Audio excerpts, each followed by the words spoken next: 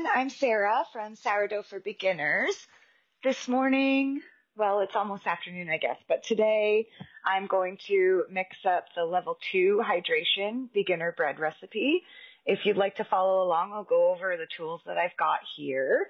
And then as we're mixing, we'll talk about the essential processes and what you need to do to be able to get to a decent loaf of sourdough bread the easy way. So I've got my active starter, which is at peak. I've got some water. I've got a mixing bowl.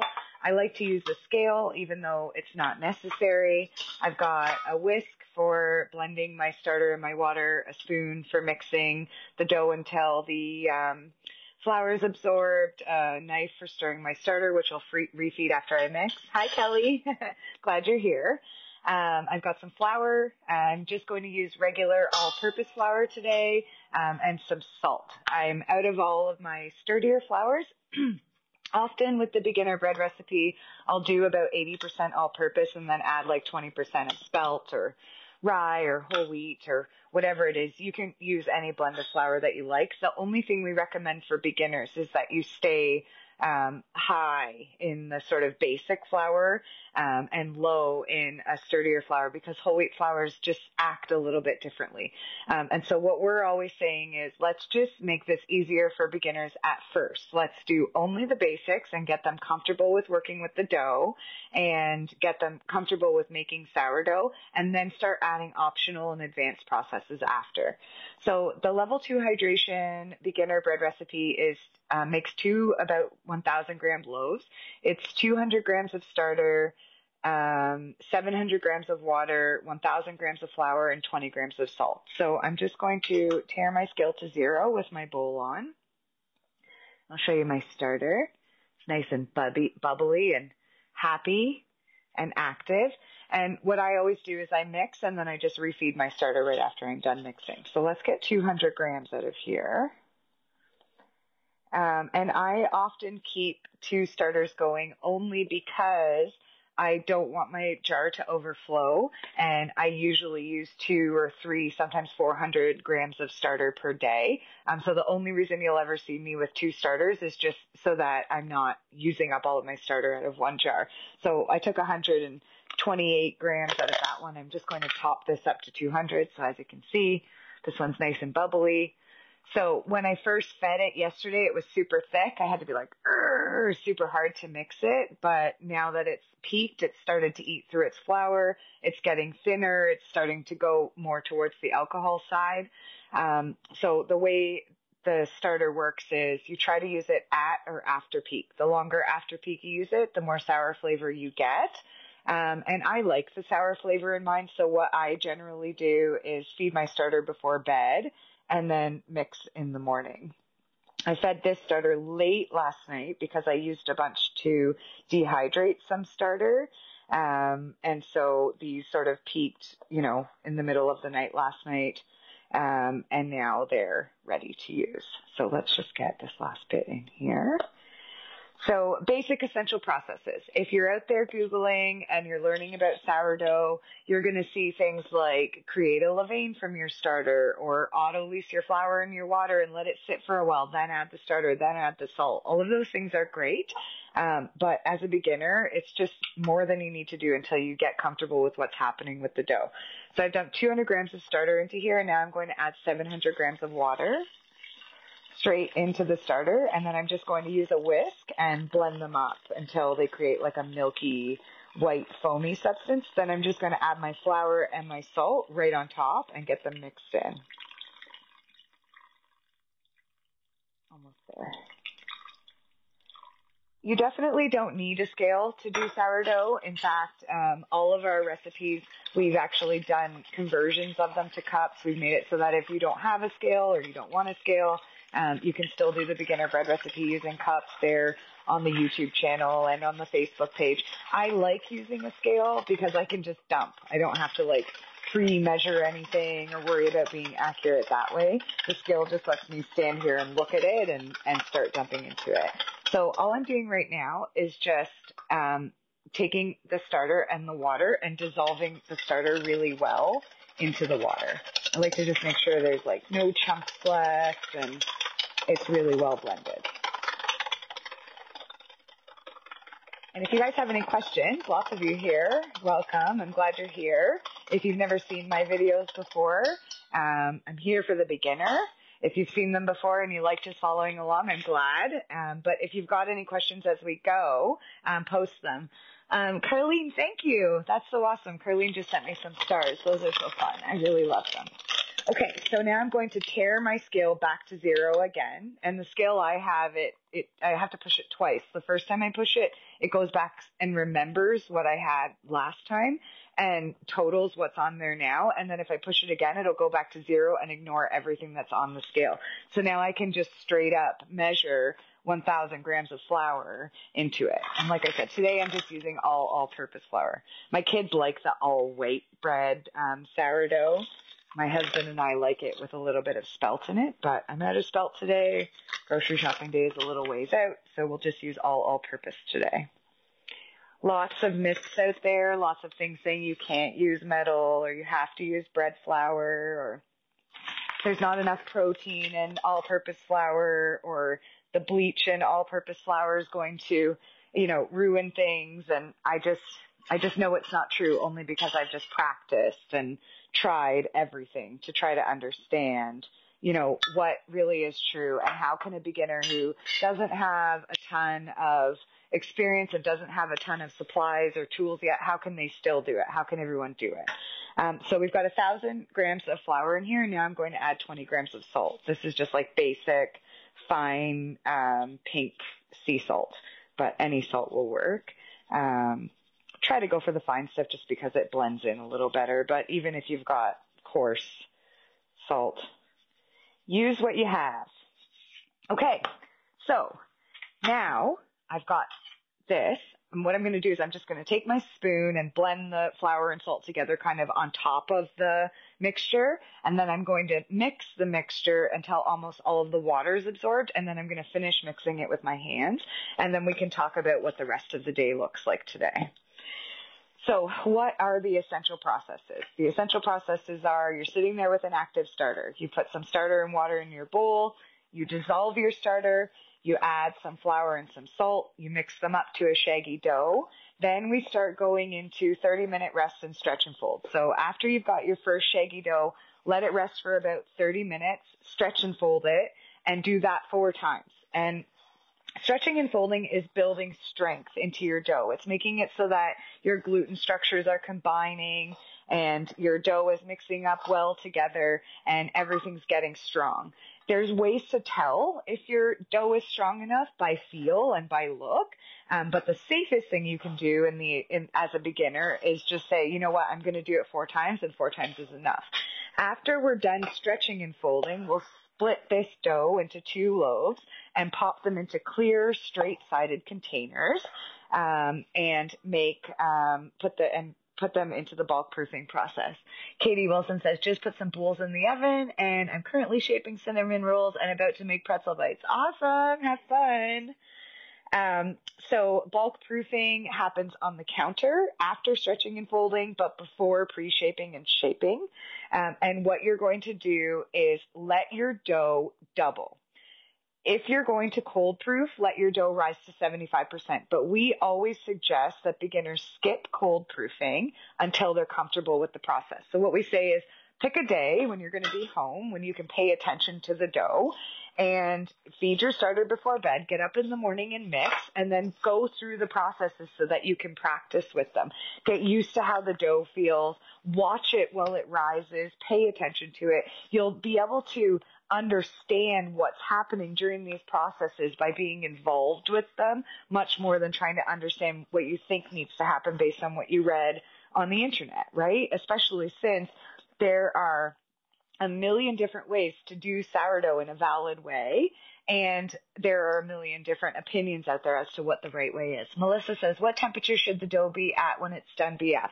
So I generally don't go by temperature. I do have, I've got one of these things that measures the temperature and everything else.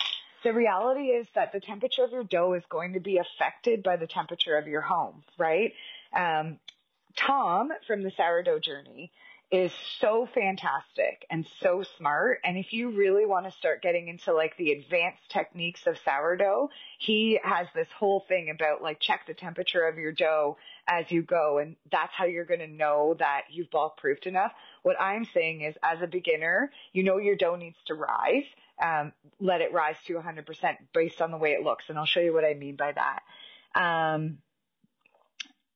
Joanne says, I saw your silicone bannetons on Amazon. It says you can bake in them.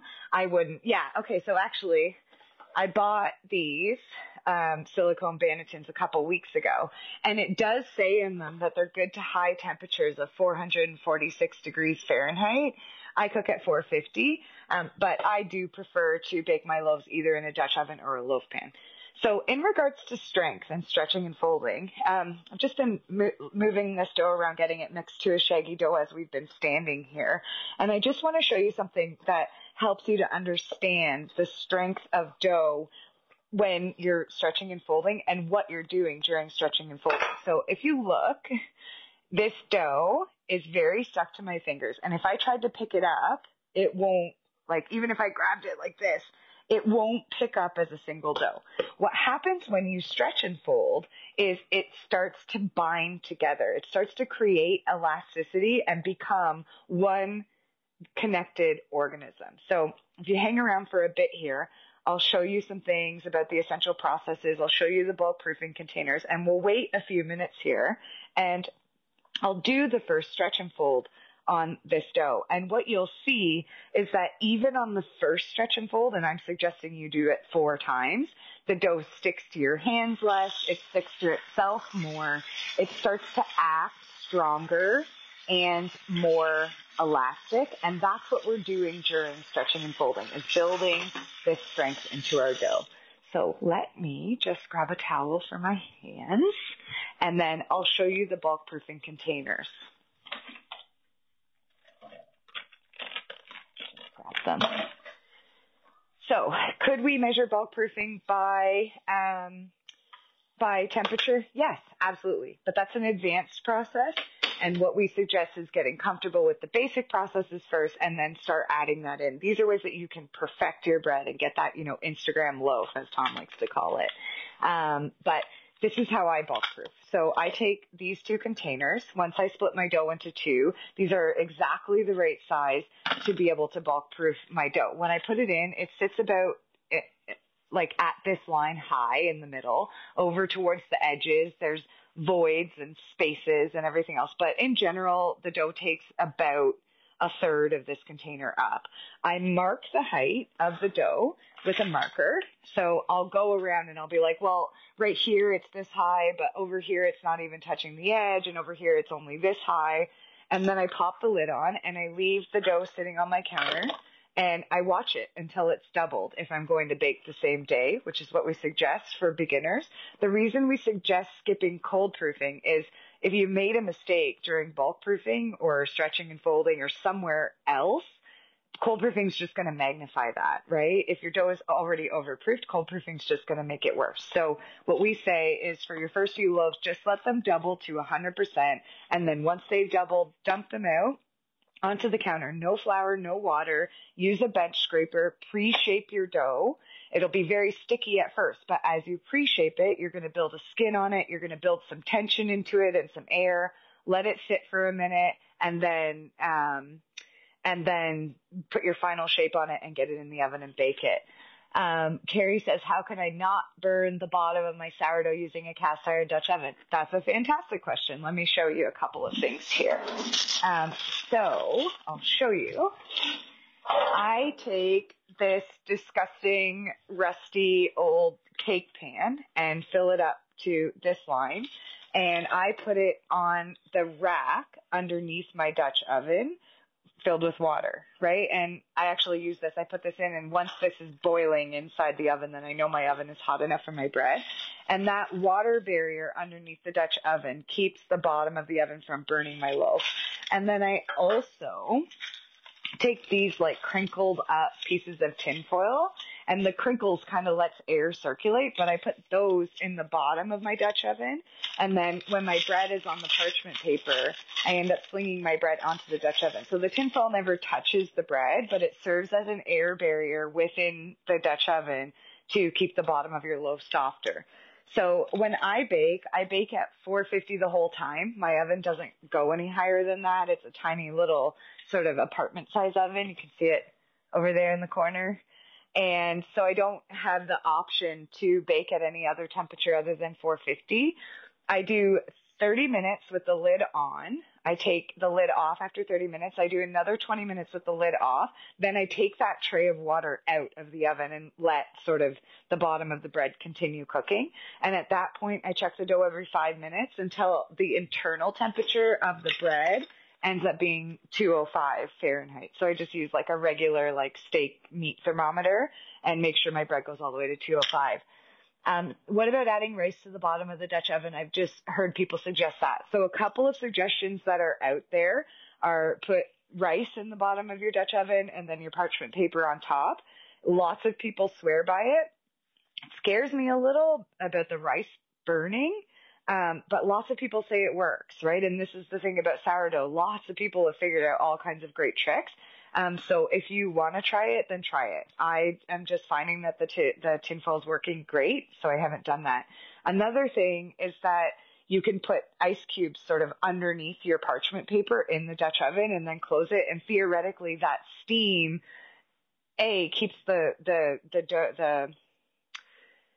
crust on your bread smooth, or not smooth, sorry, soft, but it also adds steam to the process. When we're baking sourdough bread, what's happened is this. We've pre-shaped it, right? We've built tension into it. We've filled it with air. When you pre-shape it, it ends up with this sort of skin on top. It's round like a ball, right? And we let it sit for a bit, and we've trapped all kinds of air inside of there. Then we flip it over. We gently shape it. We try not to squish that air out of it. We try to trap more tension in, right? We score it, and then we put it in the oven. Well, once it gets in the oven, it's this event is happening. You've got dough like this, and it's funny, I did a couple of lives over the weekend and started doing this, and hearts started popping up, but I'm demonstrating what happens with the dough, right? The dough's in there, it's got all this air trapped, and as the heat gets it, it starts to expand. Eventually, it pops and lets this air out, and that's your oven spring that you're looking for. That's how you get a puffy, fluffy, soft loaf, right? So we cut a functional score in the sourdough in order to help that air escape.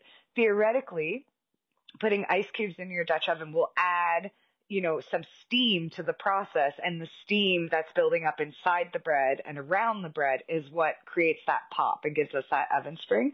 But here's the thing. I was finding that the ice cube in my Dutch oven, if my bread was overproofed, especially if I was using a higher hydration recipe, the water from the ice cube was like increasing the hydration of the bread and preventing the air from happening. So I know it's conflicting, but that's been said out there. So somebody just said, Tori Lynn said, I've seen people add water to the Dutch oven even with the dough when baking. So what are my thoughts? Well, my thought is I generally don't add ice cubes or water to the Dutch oven myself personally because I think it affects hydration. So one of the best ways to get good at sourdough is to practice. And the best way to practice is to be consistent every time and then troubleshoot one issue at a time. That's why we say these are the essential processes. Mix your dough, get it shaggy, stretch and fold it 4 times, bulk proof it to 100%, pre-shape it, shape it, give it one functional score, bake it, right? Then if things aren't working, you can say, okay, well, maybe I'll like bulk proof a little longer or a little shorter, or maybe I'll add some more strength at stretching and folding, or maybe I'll add some less strength, or maybe I'll adjust the hydration on my bread, right? Maybe I'll start with a really low hydration. So our beginner bread recipe only has 120 grams of starter and 680 grams of water, whereas the one I just mixed has 200 grams of starter and 700 grams. It allows us to make these adjustments, right? Adding mix-ins like jalapenos or garlic, anything wet like that has fluid in it that could release during the stretching and folding phase is going to add hydration to your dough. So as a beginner, I always suggest that you add your mix-ins just at final shaping, and adding things like water or ice to your Dutch oven can affect hydration. So I guess what I'm saying for beginners when I'm teaching, and remember that this is sourdough for beginners, right? I'm focusing on people who are just totally new and are out there Googling and trying to figure this out. What I'm saying is just keep it consistent and simple. And somebody else just said something here. I've not made a loaf yet, but came here to say that rice would make sense and could work. I use rice in my cupcake pans under the liners for the same purpose. Yeah, so it's definitely something that's out there. It definitely works. If it's something you want to try, absolutely try it. I'm totally into it. I find personally that the tinfoil with the pan of water underneath works great for me. In the description of this video, I've pasted all of our, regularly used tutorials, and one of them says soft loaf bottoms, and it's a little like YouTube short with my stepdaughter's cute little voices on it telling you what to do to try to get some softer loaf bottoms. Okay, so I'm going to stretch and fold this in just a minute. It's been sitting for about 10 minutes now. Like I said, normally what you would do is you would get your dough to a shaggy mix and wait 30 minutes and then stretch and fold, but I can shorten that a little. But in the meantime, let's refeed our starters. So, myths. You are not supposed to use plastic, and you should never use metal, and you definitely shouldn't use bleached all-purpose flour. All of these things are out there, right? They're not true. They just aren't true. I've tested them. I'm doing it myself.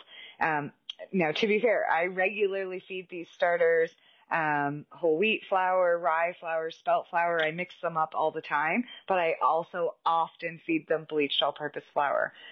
What I think is that some very high-level, excellent bakers created some best practices. Hey, if you master the process and you're really comfortable and you use wonderful utensils and tools that you've collected over the years, and you use high-end, wheat berries that you got yourself and mill them yourself, and everything's going to be so wonderful. I think that is true. But what I think is that these best processes through like a sort of broken telephone scenario have become rules. And we spend a lot of time as admins in the group saying, no, it's not true. Use what you've got. Let's see here. I'm just watching comments coming in, by the way. So I don't know if you guys know, but when I'm live, I can actually see your comments. I can see your little likes. I can see people sending stars. It's actually really fun, and it's great feedback for me. I like it. Donna says, I've not made my first loaf yet, but with the discard, could I just have a second starter in another jar? 100%. Once your starter is activated, so in that first, 7 to 12 days when you're activating a new starter, we recommend you throw that discard away because it's not a properly fermented product yet. It's basically just flour and water, or worse, it's like flour and water that's trying to ferment, and you can get some really stinky, nasty smells during that time. But once your starter is activated, you can feed your starter and dump straight into bread like I do. You can feed your starter and dump it into a jar that goes in the fridge. You stop feeding it. That becomes the stuff that you use in discard recipes. You can separate it into 20 jars and have 20 different starters if you want. You can gift it to your friends. Gifted starters are definitely the best starters, and you don't have to go through the process. So there's definitely lots that you can do with them. Mandy says the bulk proofing container link is wrong. Can you please update when you have a chance? Yes, I will, Mandy. I must have hit something wrong with it. I'll get the proper one in there. It's also all over my page. Or if you go to Sourdough for Beginners on YouTube, it's just at Sourdough for Beginners, and you scroll down in the videos, bulk proofing success. Use this one method for bulk proofing success, I think it's called. And honestly, 98% of the time when we see bread that's not coming out right, it's got no ear, or it's dense, or it's gummy, or it's heavy, something's going wrong in bulk proofing. And using this method and watching it through the day, your dough should take 4 to 8 hours to bulk proof. On the counter overnight, 9 times out of 10 is too long. And going straight from stretching and folding to pre-shaping and shaping is obviously not long enough. So when you use this method, you can actually watch your dough and find it at the right point. Don says, thank you for all your videos. They've helped me so much. I just baked my 6th and 7th loaves yesterday, and they're far from perfect, but I'm getting better with your help. You're welcome. I actually love doing this. Oh, Melody sent me stars. Thank you so much. I really love them. Carlene says, can you explain how to use a dehydrated starter and when you can start baking with it? Yes, actually, I can. Let me just show you.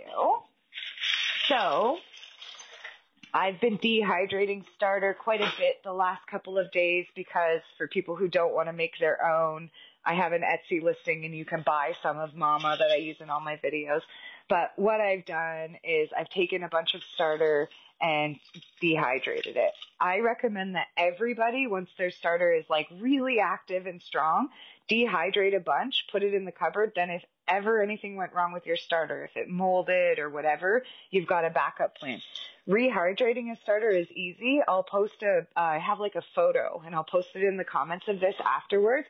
You basically just throw the dehydrated starter into a jar with some water, wait for it to dissolve. It might take a day or two to dissolve and then just start feeding it like any other starter and bam, you're good to go like within 2 or 3 days. So, I'm on my fifth loaf and no ear. Why? I love how you explain things so simply, Brooke says. Okay.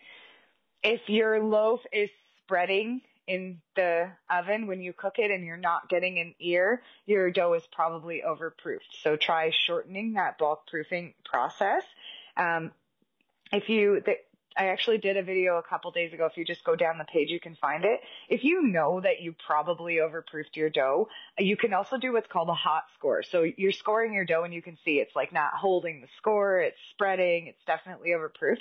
Pull your bread out after 10 minutes of baking and cut that score again. And it might help it to go, right? So if you're never getting an ear, try reducing your proofing time a little bit and also check your loaf after 10 minutes and cut the ear again. See if it'll get better for you. Okay, so let's refeed my starters. I always keep my starters at around 200 grams each. They're really well established. I'm super laid back about it. So what I'm going to do is give each of these starters 50 grams of water and 50 grams of flour. So first of all, let's just grab some flour. And like I said, I'm out of all my good flours today, so we're just going to use the all-purpose that I have. So I'm just going to dump 50 grams in here. And then I'm going to put this on, zero at the scale. People always comment, you're doing that with your knife in there. I'm putting it on and I'm zeroing it out. And then the scale is ignoring like the jar and the starter and the knife. And I'm just dumping it in. So I've got this zeroed out and I'm going to add 50 grams like this.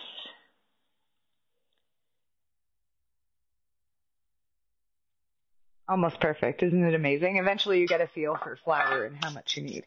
And now I'm going to zero this out again and add 50 grams of water.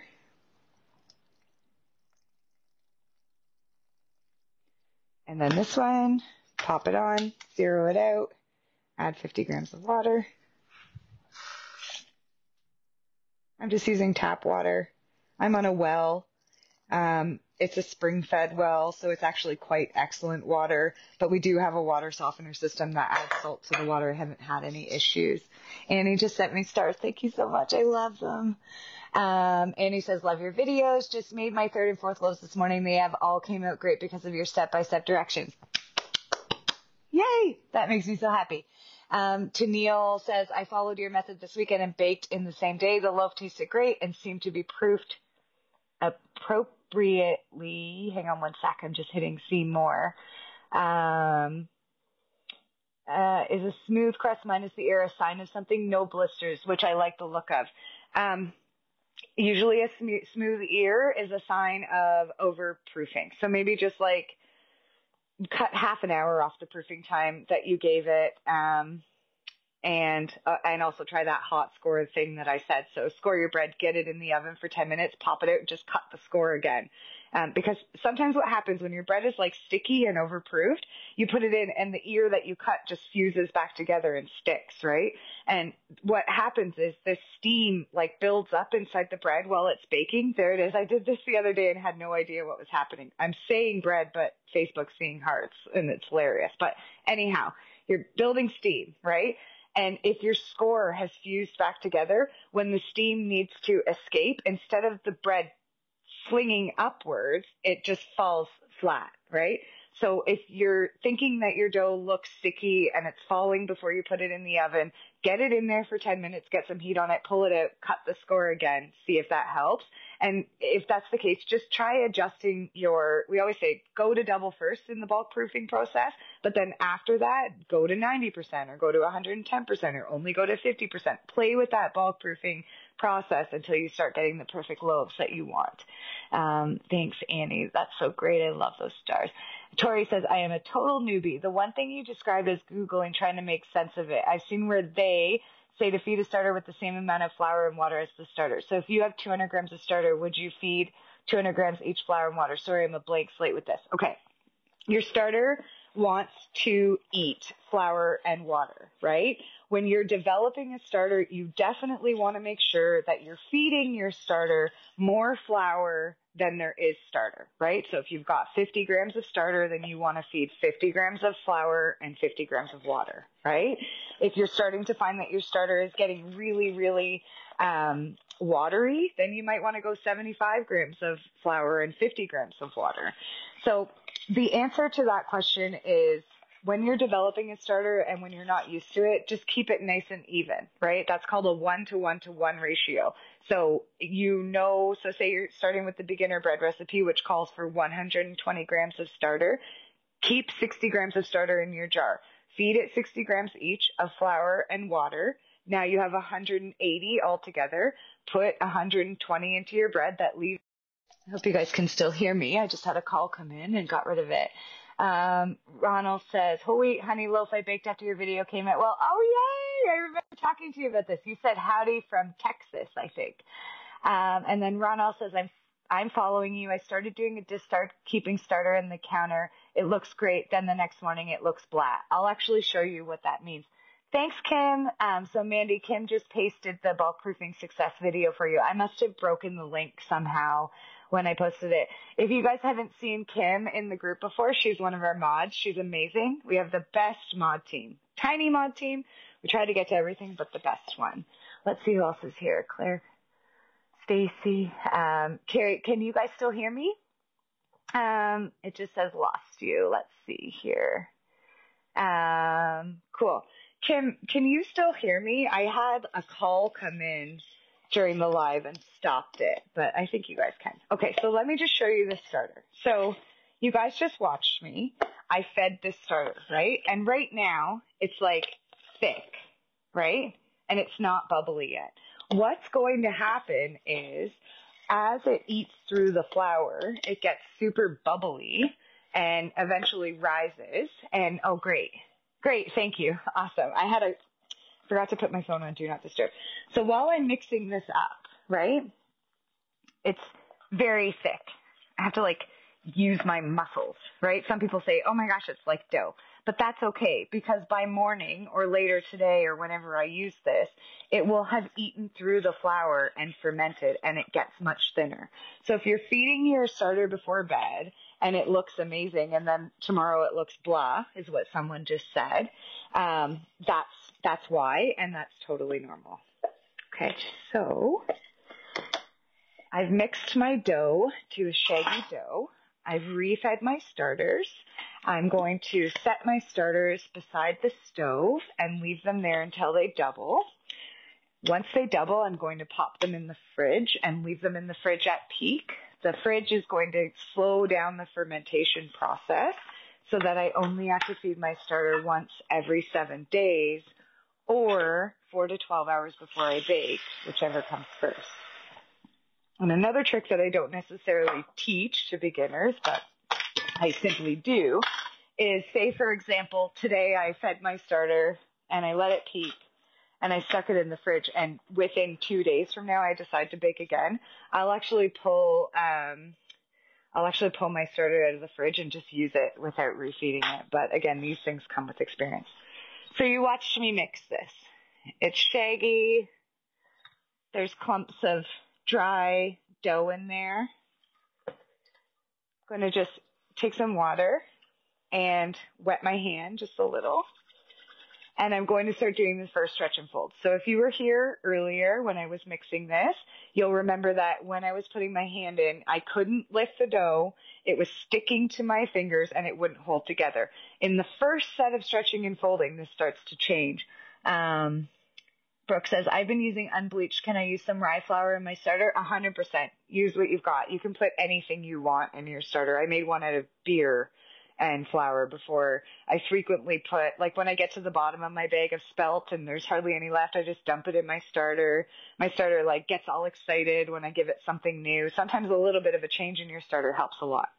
Okay, so for stretching and folding, we're going to reach under our dough. We're going to pull it up and we're going to plunk it down on top, right? And if you watch, this is my first stretch and fold. If I pull hard, the dough will rip and fall apart, right? But even in this first stretch and fold, the dough is sticking much less to my hands than it was when I mixed it, right? So we're already starting to get some strength. Bulk fermentation begins as soon as you add starter to water, right? So as soon as you put your starter in water and add some flour and salt, the process has already begun. Bulk fermentation is slightly different than bulk proofing, right?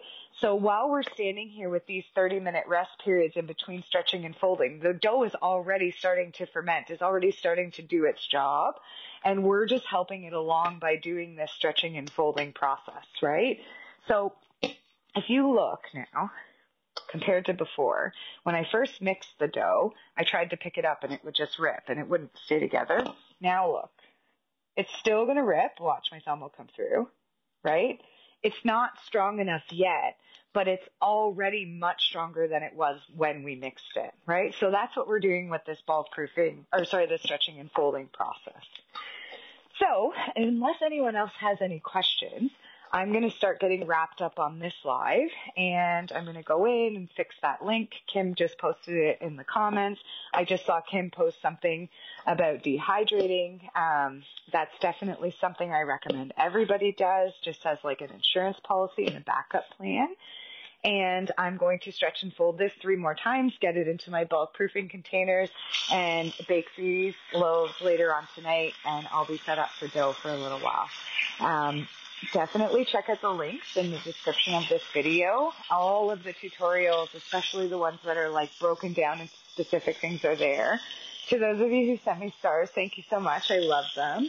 To those of you who ask questions, I love you guys so much, because sometimes you're standing here doing these lives and you feel like you're talking to nobody.